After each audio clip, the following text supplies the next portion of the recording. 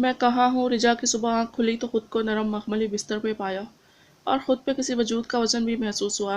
नींद के खुमार में इसे याद ही नहीं रहा कि वो कहाँ है। जानम, हम लंदन में हैं, अपने घर में। अहद ने लेटी रिजा को खुद से सवाल करते देखा तो मुस्कुरा दिया। जाग वो काफ़ी देर का रहा था, बस सोई रिजा को दिल में उतार रहा था, वो जो काफ़ी पुरसुकून सोई थी। अहद की बात पे रिजा को सब समझ आने लगा। कल तुमने मुझे प्लेन में क्या खिलाया था जो मुझे अब होश आ रहा है? रिजा ने अपने ऊपर से रजाई हटाई और बेड पर टेक लगा के बैठ गई। इसने हल्के लॉन के कपड़े पहन रखे थे जो वो पाकिस्तान से पहन के आई थी। अहद सर के नीचे हाथ रखे उसे देखते हुए मुस्कुरा के बोला, यार तुम्हें डर लग रहा था तो तुम्हें नींद की गोली दे दी थी। वो जूस जो तुमने पिया था और खाना जो मैंने खिलाया था इसमें थी, ताकि सफ़र में तुम्हें कुछ भी महसूस ना हो, बस तुम पुरसुकून रहो। अहद ने नरमी से उसके बाल पीछे किए जो चेहरे पे आ रहे थे। रिजा गुस्से से बोली, ये सब करने की ज़रूरत नहीं थी, मौत नहीं आ जाती मुझे थोड़ी देर डरने से। रिजा, अहद की आवाज़ ऊंची थी। इसने रिजा को टोका, फजूल बातें मत किया करो, यहाँ मुझे सोच सोच के ही डर लग रहा है कि डॉक्टर क्या जवाब देंगे। मैं चाहता हूँ तुम जल्दी से ठीक हो जाओ, लेकिन तुम्हें तो बस मेरा खून जलाना है। अहद ये कहता गुस्से से उठा और वॉशरूम में घुस गया और ज़ोर से दरवाज़ा बंद कर दिया। आवाज़ से रिजा डर गई, इसका अहद को गुस्सा महसूस हुआ था। पता नहीं अहद तुम्हारा ये रूप सच्चा है या सिर्फ दिखावा।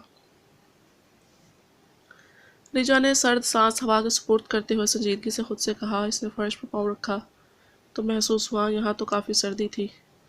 वो फिलहाल बैठी ही रही। अहद नहा के बाहर निकला।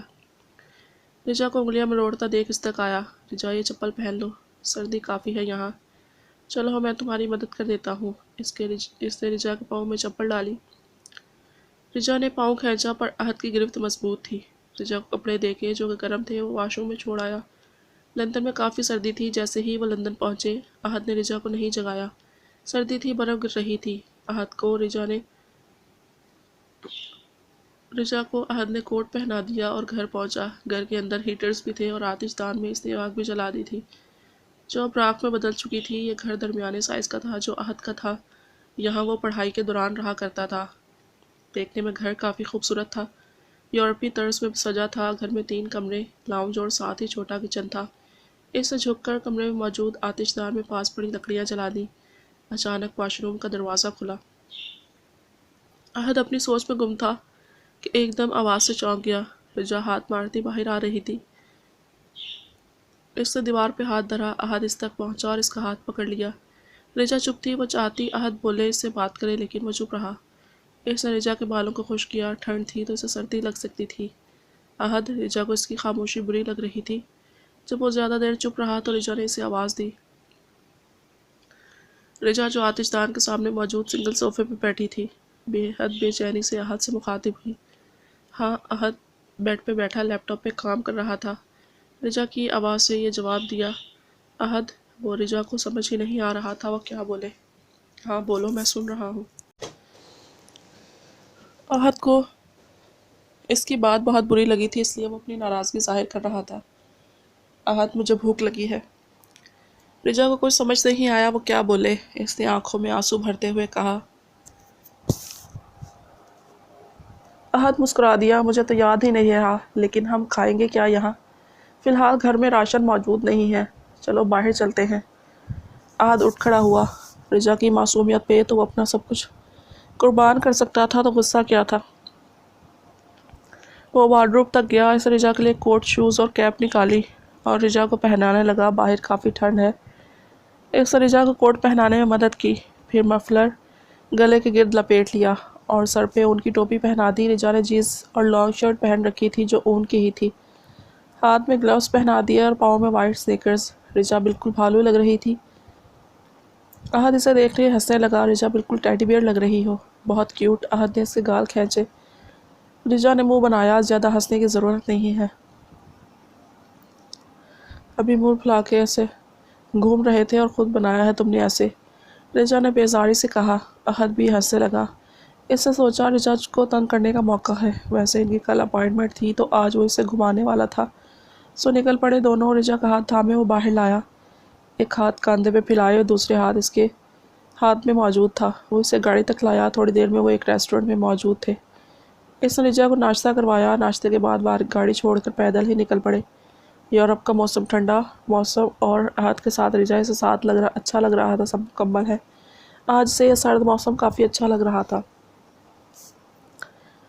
رجا کو ٹھنڈ محسوس ہو رہی تھی، وہ کافی خوش لگ رہی تھی۔ احد سے ہی دیکھ رہا تھا، دونوں آہستہ چل رہے تھے۔ رجا، احد نے آہستگی سے اسے آواز دی۔ ہاں، کیسا لگ رہا ہے؟ احد نے پوچھا۔ رجا بہت انجوائے کر رہی تھی۔ اس نے کھوئے لہجے میں کہا، بہت اچھا، آج پہلی بار مجھے اپنی کمی محسوس نہیں ہو رہی۔ پہلی بار لگ رہا ہے کہ کچھ بھی دیکھے بغیر میں سب دیکھ رہی ہوں۔ احد بھی مسکرا دیا۔ اس نے رجا کی کیپ صحیح پہنائی۔ رجا کو اس کی قہر بہت اچھی لگ رہی تھی، بچوں کی طرح ٹریٹ کر رہا تھا وہ اسے۔ احد رجا کا ہاتھ تھامے آہستہ آہستہ چل رہا تھا، لیکن پتہ نہیں، اسے لگ رہا تھا کوئی ان کا پیچھا کر رہا ہے۔ آس پاس لوگ کم تھے۔ احد کو محسوس ہو رہا تھا کوئی ہے جو ان پہ مکمل نظر رکھے ہوئے ہے۔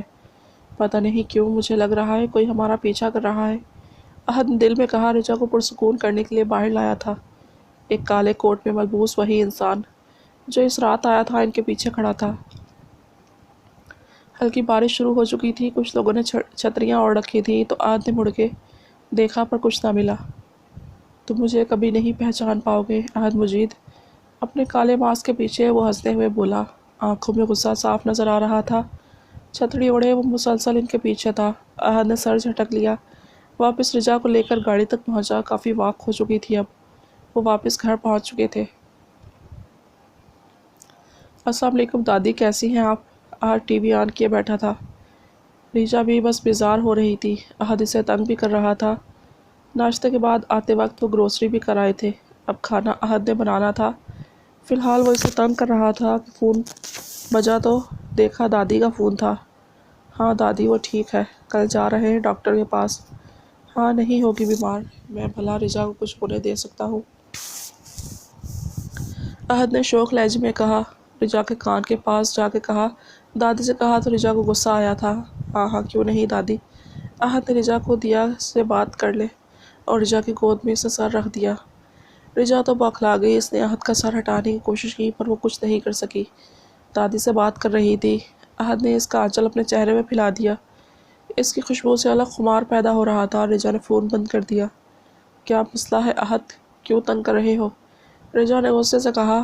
احد نے ہاتھ بڑھا کر اس کا سر پکڑ کے نیچے کیا اور وہاں لب رکھ دیے۔ یار کیا کروں، تم چڑھتی ہو تو بہت کیوٹ لگتی ہو، مجھے دل کرتا ہے تمہارے گال کھینچوں۔ احد نے رجا کو وہ گال کھینچا۔ رجا لال ہوتی غصے سے بولی، چھچورے ہو تم بہت۔ ہاں ہوں، آئی ایڈمٹ اٹ، احد نے شرارت سے کہا۔ اب ہٹو، رجا نے تنگ آ کے کہا تو احد اٹھ بیٹھا۔ مجھے لگتا ہے تمہاری دوست عائشہ ظالم سماج ہے، ہر جگہ تمہارے ساتھ چپکی رہتی تھی، لیکن میری محبت کی تم سب سے بڑی دشمن ہو، تم ہی ہو ظالم سماج۔ تم میری دوست کو چپکو بول رہے ہو، رجا نے غصے سے کہا۔ تو احد نے سر پیٹ لیا۔ اسے لگتا تھا کہ رجا سمجھدار ہے، لیکن اب اسے پتہ چلا کہ رجا میں بھی بچپنا ہے۔ میں نے ایسا کب کہا؟ ابھی کہا، رجا نے لفظ چبا چبا کے کہا۔ یا اللہ مجھے صبر دے، میری معصوم بیوی کو عقل دے تاکہ میری محبت کو سمجھ سکے۔ احد نے اونچی آواز میں دعا کی تو رجا کا منہ بن گیا۔ وہ چپ ہو گئی۔ احد ہنس دیا۔ کیا تم انگلینڈ میں ہو؟ مرحا کسی سے فون پہ بات کر رہی تھی۔ اس کے چہرے پہ کافی حیرانگی تھی۔ تم کب گئے؟ مرحا سوال پہ سوال کر رہی تھی۔ اچھا، کام نپٹا کے آنا۔ اوکے۔ اس کے سمجھانے پر مرحا سمجھ گئی۔ اس نے اتنا ہی کہا کہ پیچھے سے سارا آ گئی۔ کون سا کام؟ انہوں نے سوال کیا تو مرحا نے فون بند کر دیا۔ ارے کچھ نہیں مام، فرینڈ ہے۔ آپ بتائیے کچھ کام تھا کیا؟ مرحا نے نرمی سے پوچھا۔ مرحا کا یہ رویہ دیکھ کے سارا حیران تھی کہ آخر اسے ہوا کیا ہے۔ مرحا، تم تو احد سے محبت کرتی تھی نا، تو تم نے اس کی شادی کو کیوں ایکسیپٹ کر لیا؟ ایسا کیا کہا تھا اشفاق نے اس دن تم سے؟ سارا نے سوال کیا تو مرحا کا رنگ اڑ گیا۔ اس نے جواب دیا، امی، احد سے اگر میری شادی ہو بھی جاتی تو مجھے نہ ملتا، کیونکہ وہ اس انتھی سے پیار کرتا ہے۔ دیکھ رہی ہے میں نے اس کی محبت، اس لیے احد کی خوشی کے لیے مجھے سب منظور ہے، اس سے دور جانا بھی۔ مرحا نے ٹوٹے لہجے میں کہا۔ سارا حیران تھی کہ وہ کیا بول رہی تھی، اور ڈیڈ نے یہی سب سمجھایا تھا مجھے بس۔ مرحا نے مسکرا کے کہا۔ پہلے تو مرحا کی پکڑاہٹ دیکھ کے سارا کو شک ہوا لیکن پھر اس کی بات سن کے وہ حیران ہوئی۔ مرحا روم سے باہر نکل گئی۔ سارا بس حیران تھی، کیا مرحا سچ بول رہی تھی؟ شام کا وقت تھا، رجا سو رہی تھی، بور ہو رہی تھی تو بیٹھے بیٹھے بیڈ سے ٹیک لگائے سو رہی تھی۔ احد نے اسے لٹا دیا، اسے کام سے باہر جانا تھا، بارش ہو رہی تھی تو وہ رجا کو نہیں لے جا سکتا تھا، بس کچھ ٹائم لگتا۔ رجا سو رہی تھی تو جلدی کام کر کے آنا چاہتا تھا۔ گھر کو لاک کر کے وہ باہر چلا گیا، اس کے جانے کا جیسے کوئی انتظار کر رہا تھا۔ جیسے ہی احد کی گاڑی نکلی اچانک گھر کا لاک کھلا، ایک کالا سایہ اندر داخل ہوا۔ لیکن یہ کیا؟ اس کے ہاتھ میں گلاب کی بری کے پھولوں سے بھری ایک ٹوکری تھی۔ رجا گہری نیند میں تھی کہ اچانک کچھ ٹوٹنے کی آواز سے اس کی آنکھ کھل گئی۔ وہ آنکھیں ملتی اٹھ بیٹھی، یہ احد بھی نہ پتہ نہیں کیا توڑ رہا ہے، رجا نے جھنجھلاتے ہوئے کہا۔ وہ اٹھی اور دیوار کا سہارا لیتی چلتی باہر لاؤنج میں آئی۔ اس کے نتھروں میں تازہ گلابوں کی بھینے سی خوشبو ٹکرائی، اسے لگا احد ہی یہ سب کر رہا ہے۔ احد تم پھر شروع ہو گئے، رجا نے غصے سے کہا۔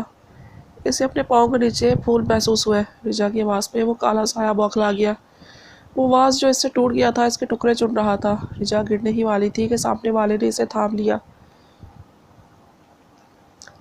یہ تو کوئی اجنبی لمس تھا، اجنبی خوشبو، احد کی خوشبو تو وہ پہچان سکتی تھی، اس کا لمس وہ ہزاروں میں پہچان سکتی تھی۔ رجا ایک دم اس سے دور ہوئی اور ڈرتے ہوئے بولی، مجھے پتا ہے تم احد نہیں ہو۔ کون ہو تم؟ رجا کی جان ہوا ہو رہی تھی، اوپر سے کڑکتی بجلی۔ احد کہاں ہو تم؟ رجا نے احد کو آوازیں دینا شروع کی۔ رجا رونے لگی، اس کے قدم پیچھے کی طرف جا رہے تھے اور پیچھے کانچ تھا۔ سامنے والے نے اسے پھرتی سے پکڑ کر کھینچا اور موقع دیے بنا اسے نیند کا ایک جکشے دے دیا۔ رجا پہ اب غنور کی طاری ہونے لگی تھی، اس کے حواس اس کا ساتھ چھوڑ رہے تھے۔ سامنے والے نے اسے اٹھایا اور بیڈ پہ لٹا دیا اور کمفرٹر اس پہ رکھ دیا اور الٹے پیر باہر چلا گیا۔ سارا کچھ صاف کیا کیونکہ وہ احد کو شک کا موقع نہیں دینا چاہتا تھا، اور دروازہ بند کرتا چلا گیا۔ You will be mine sweetie, بھاری آواز میں کہتا، پراسرار مسکراہٹ اور آنکھوں میں ضد لیے وہ باہر نکل گیا۔ اندھیرا پھیل رہا تھا اور وہ اندھیرے میں غائب ہو گیا۔